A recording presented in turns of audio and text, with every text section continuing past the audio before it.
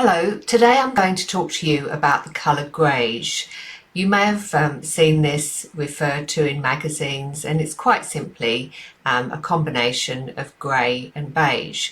So beige gets a bit of a bad rap, and when we think something's a little bit boring, we don't think it has much merit, we say, oh, it's a bit beige, oh, the room was a bit beige. But in fact, that's doing beige a bit of an injustice. It's actually a beautiful colour. And Elsie de Wolfe, who was credited with starting the interior design industry in New York in the 1920s, said beige was actually her favourite colour. And it is so great in interiors. You can call it buff or caramel or biscuit, and it sounds much, much more enticing. But anyway, people do get a little bit concerned about using it because it has a yellow undertone, and that seems to be bad at the moment. But anyway, we'll get on to beige in another video, but it does have a lot of merit. And on the flip side as well, grey has a lot of merit, but sometimes can be a little bit flat, particularly for interiors. So if you just have an interior that's got layers of grey, it can be really a bit gloomy. So you've got to be careful how you use that and what you combine it with. So both of these neutrals are great to work with and are really good on interiors and exteriors. But what is even better is actually when they're blended together and you get this wonderful colour called greige. And it is so easy to work with, whether you're looking at it in a very dark tone or whether you're looking at it in a lighter tone. It's very user-friendly to use in your house and on the exterior too. The beauty of it is containing the grey. It just knocks out the yellow that's in beige that a lot of people don't like, and it really elevates it and makes it more of a modern contemporary neutral to use. It's very easy to partner with other colours because it just seems to be a really nice neutral backdrop.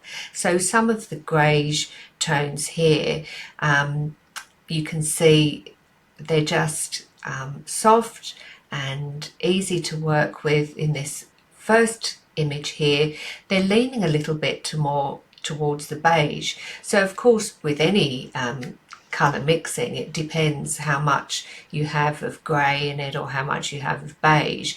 This one is a little bit more beige, and so it's a little warmer. It goes really beautifully with all the oak that's in this hallway, but the grey in it just knocks out that yellow and makes it a really great interior colour.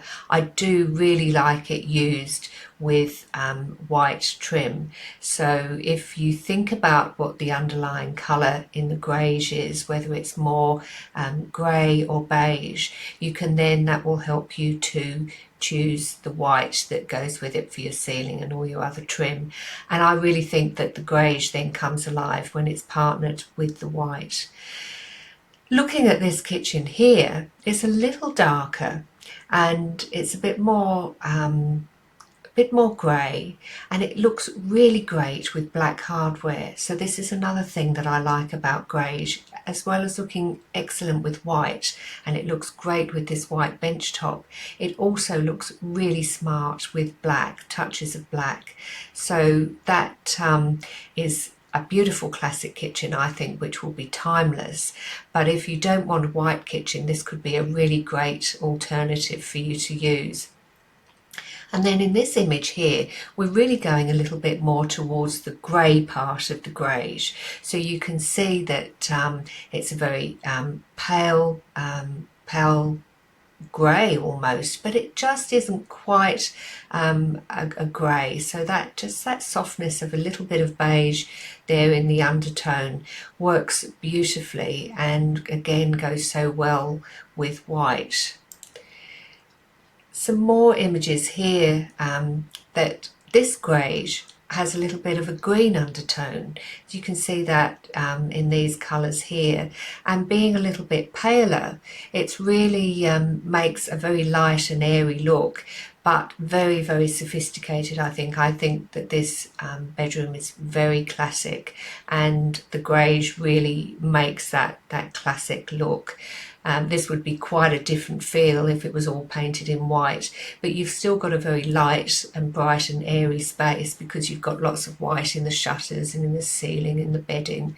So in no way is this bedroom oppressive, but just this soft greige really just does, I think, brings it to the next level. And what's interesting here is that the doors for the wardrobe have been painted the same as the wall in a different finish, but it is actually the same colour. So that is quite another nice trick to do, so that you don't necessarily have big white doors here. Could possibly spoil the look. So I think it's a very classic colour. It's very good to use in classic interiors. A very traditional interior here, but again, it's just such a great neutral backdrop. So you can put so many other things with it. You can put lots of richer colours with it, and it just seems to work really well. Another room here, which again, it's just this fabulous background classic colour. So I like to use it with some darker tones. I think that really looks great. I think it looks great with dark picture frames, and it also looks fabulous with the white.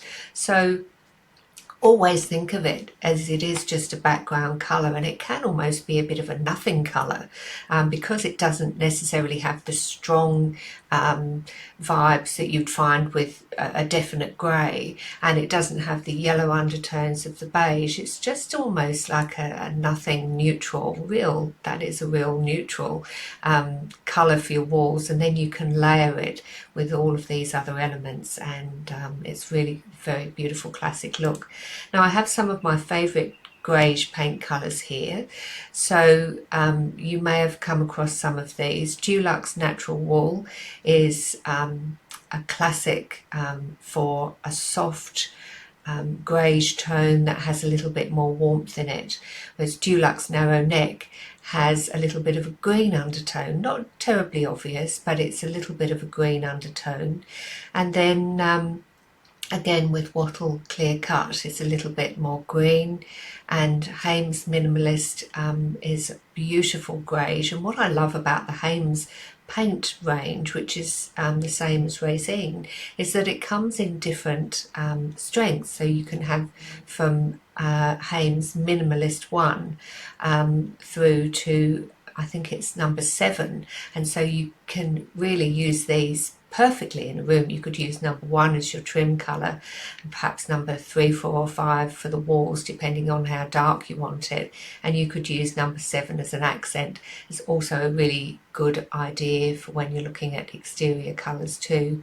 So you can see that with these greige tones, they've all got maybe different parts of yellow or of pink or of green, and so that's where the greige or the grey all have a different undertone. When you're combining that with the beige, you're going to get those different undertones. So do think carefully about which one will be right for you, because it will depend on your joinery in your kitchen and other elements in your home. It will very much depend on the kind of flooring that you have and the colour carpet, etc. But do consider it if you would like to have a very classic scheme that you can then layer with lots of white and black and other colours. So I hope that you found that inspirational, and that for your next project you'll possibly look at some greige colours. Thank you.